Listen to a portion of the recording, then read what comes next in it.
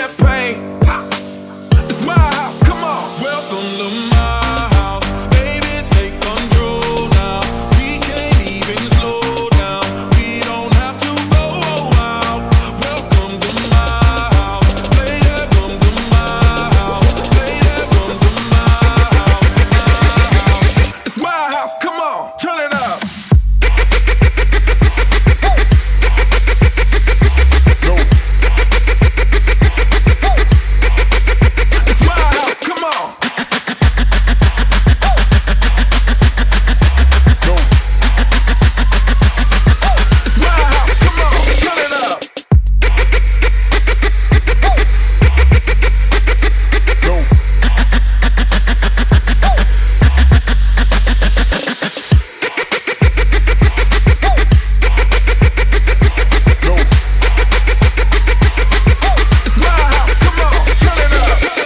ครับสวัสดีครับท่านผู้ชมครับผมตู่ตกมันจากนิสสันทรัคซีเคทนะช่วงนี้เขาบอกตรงว่าอากาศร้อนมากถามว่าอากาศร้อนแบบนี้ผู้ชายอย่างเราชายไทยอย่างเราก็ต้องไปลงอ่างฮะแต่เบิร์นว่าอ่างของผมเนี่ยคงตัวใหญ่กันไหนคงลงไม่ได้คงต้องเป็นอ่างปลาแถวบ้านครับผมครับวันนี้ผมมาแถวจังหวัดสมุทรสงครามฮะมาอู่ดังอู่หนึ่งครับชื่อว่าอู่แม่กรองฮะถามว่าวันนี้ผมมาทำอะไรฮะผมมาถ่ายรถปกฮะนั่นก็คือตอนนี้กำลังเป็นกระแสฮอตฮิตมากคือในรูปแบบของ Isuzu Blue Power หรือว่า 1.9 ลิตรนี่เองบอกว่าอู่แม่กรองนี่แรงหลายคันฮะเราก็เลยมาขออัญเชิญขึ้นปกกันซะหน่อยเอางี้ดีกว่าฮะเดี๋ยวเรามาทำความรู้จักเจ้าของอู่แล้วก็เนี่ยครับสัตว์อ๋อมตัวขับแล้วก็น้องเจ้าของรถอีกท่านหนึ่งเอางี้เดี๋ยวมาทำความรู้จักกันก่อนครับสวัสดีครับสวัสดีครับครับผมแม่กองครับฮะแล้วก็นี่ครับสวัสดีครับตาอ๋อมครับคุณหน้าคุณตากันดีฮะสัตว์อ๋อมน้องอ๋อมเราแล้วก็ทางซ้ายมือสุดนะครับผมบอสครับบอสนะบอสเดี๋ยวสมญานามว่าอะไรนะบอสเลยนะบอส500ครับโอเคฮะเดี๋ยวเรามาถามก่อนเลยครับว่าเห็นบอกว่าก็คือมีขึ้นปก2คันในช่วง Maximum Boost ของเรานะฮะก็คือคันของตัวแข่งประจำอู่ Blue Power ของน้องแล้วก็อีกคันหนึ่งของน้องบอสนะฮะเอาถามก่อนเลยครับว่ารายละเอียดของคันเนี่ยเป็นยังไงบ้างสำหรับ Blue Power ข้างหลังเนี่ยก็ไม่มีอะไรมากครับอันดับแรกก็มีกล่องโฟร์สปีดห้องเครื่องโดยพี่เม้งช่วงล่างเก่งเฮดเดอร์ไทซี่ครับคือเอาง่ายว่าเห็นบอกว่าไส้ในเนี่ยยังเดิมสนิทเหมือนเดิมครับทางเราจะมีจุดเด่นก็คือปั๊มหัวฉีดวาล์วแคม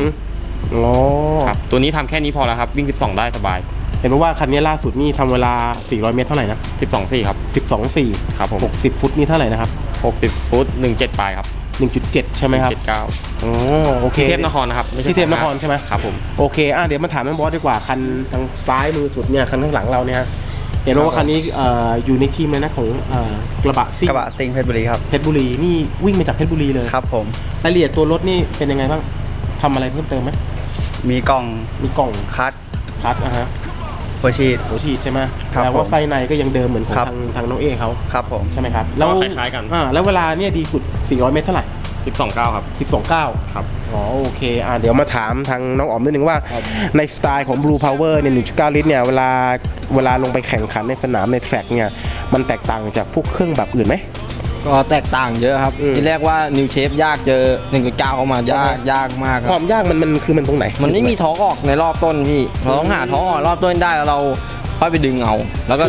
ต่อเกียร์แต่ละเกียร์มันจะไม่เหมือนD-Max คือเหมือนว่าเครื่องมันเล็กกันนะใช่เวลากำลังมันน้อยกำลังออกตัวเนี่ยมันก็ต้องออกให้แม่นใช่ไหมใช่ครับแต่รอบเขาจะยาวเขาจะรอบเขายาวได้น้ำหนักตัวที่เขาที่เบา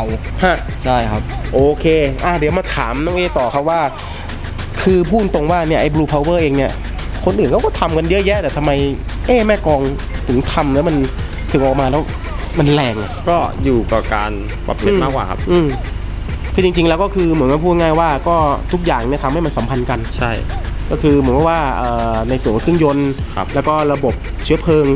แล้วระบบส่งกำลังอะไรเงี้ยคือมันต้องสัมพันธ์กันหมดใช่ไหมใช่ครับ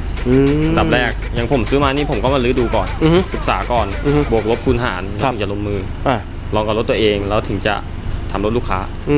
แล้วถามต่ออีกนึงครับว่างบประมาณในการทำอย่าง Blue Power เองเนี่ยกับตัวเครื่องตัวอื่นอย่าง 4JJ 3,000cc มันแตกต่างกันไหมตัวนี้ถูกครับเหรอวิ่ง12 80,000มาได้เลยก็คือประมาณก็คืองบประมาณ 80,000 บาทเนี่ยใช่ครับก็คือวิ่งอยู่ที่12ได้ครับแต่ว่าถ้าเป็นพวก 4JJ 3,000 อะไรเงี้ย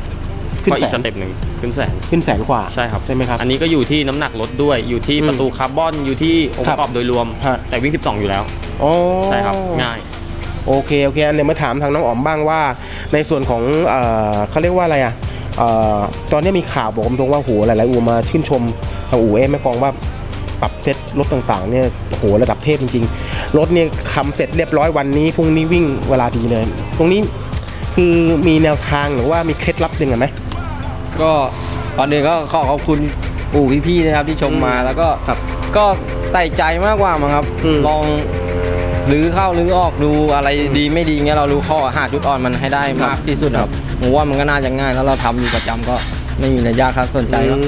รถคันหนึ่ง3 วันก็เสร็จครับถ้าลุมจริงๆนะ 3 วันเสร็จนี่นะ เสร็จครับรถเป็นโครงเลยทำซี่เลย3 วันก็เสร็จถ้าลุมจริงๆนะ ใช่เพราะว่าเรื่องคือเห็นทั้งตัวยีราฟยกสูงทั้งตัวเตี้ยตัวบู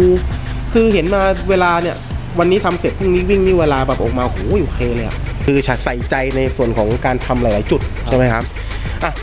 ถามมึงคำถามสุดท้ายครับน้องเอกคือมองวงการแบล็คตอนเนี้ยในวงการดีเซลบ้านเราเนี่ยเป็นไงบ้าง ครับ สำหรับณตอนนี้ณตอนนี้เลยนะ แล้วตอนนี้ยังไปได้ไกลอีกครับ ไปได้ไกลใช่ไหม ครับเพราะตอนนี้ทุกๆอู่ก็พัฒนาขึ้นเรื่อย อืม ๆหยุดอยู่กับที่ไม่ได้ คือเพราะว่าเรื่องคืออย่างบางคนมาบอกว่าในเครื่องบูพาวเวอร์มา 1.9 ลิตรโอ้มันจะทำแรงอะไรเงี้ยนี่ก็ทำให้เห็นแล้วว่า ใช่ครับ ทำวิ่งอยู่ 12 วิ่งได้ วิได้ เครื่องเดิมด้วย อือฮึ ครับ แล้วก็ในอนาคตครับเป็นไงบ้างสำหรับวงการดีเซลเมืองไทยก็คิดว่าน่าจะไปไกล ก็ น่าจะได้แบบ ไปเริ่มไกลขึ้นเรื่อยๆครับ อืม อีกหน่อยก็จะรถก็จะเป็นถ้ารุ่นใหญ่ก็จะเป็นเกียร์ซิ่งแทบหมดแล้วตอน อื นี้ ม หมอบ เพราะว่าตอนนี้เห็นบอกว่าทั้งตัวเกียร์บ้านเกียร์ซิ่งนี่โดนF5ก็ไล่ตูดมาเหมือนกัน ใช่ถ้าซิ่งก็ต้องซิ่งไปเลยเกียร์ซิ่งไปเลย อืม ต้องมี8ปลายถึงจะอยู่ได้ เห็นบอกว่า แปดกลางแปดปลาย เห็นแง้มๆมาว่า เดี๋ยวจะอีกสัก 3-4 เดือนเผื่อมีอะไรดีๆ รอดูครับ เซอไพส์ใช่ไหม ไม่เกิน เรายัง สิ้นปีนี้ เรายังไม่บอกฮะว่าเป็นสเต็ปไหนครับผมแต่เขาบอกว่ามีเซอร์ไพรส์แน่นอน โอเคครับ วันนี้ต้องขอบคุณครับน้องเอครับแล้วก็น้องอ๋อมแล้วก็ทางน้องบอสครับ ที่โหกรุณาสละเวลามาวันนี้ฮะรับรองว่าเนี่ยความมันแบบเนี้ยเดี๋ยวได้ดูในทรัคซิเคตแน่นอนครับ เจอกันใหม่ครับ สวัสดีครับผม It's my house, come on, turn it up.